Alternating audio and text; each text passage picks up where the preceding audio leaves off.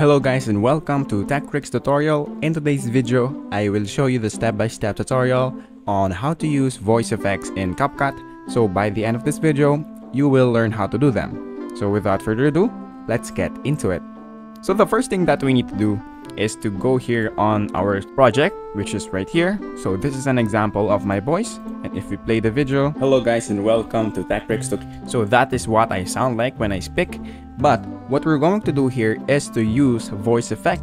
So how do we use that? So all you have to do is to click the voice that you want to change, and after that click this voice changer button right here, which is right there. And once you click that, you will have three options, which is voice filters, voice characters, and then speech to song.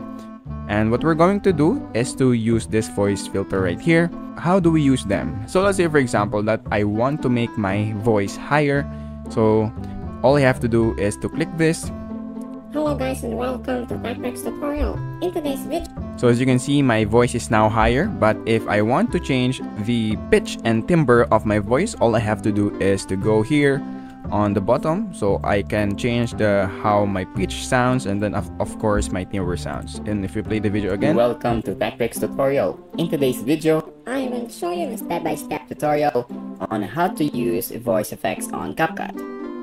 So as you can see, hello guys and welcome to TechTricks tutorial. In today's video, that is how you basically use voice effects in CapCut. So if you want to use this load, just click it, and then you will now be able to change the voice, the pitch, and the timbre. So that is basically it for this video. Thank you guys for watching TechTricks tutorial. I hope you learned something, and please don't forget to like and subscribe. Have a great day everyone.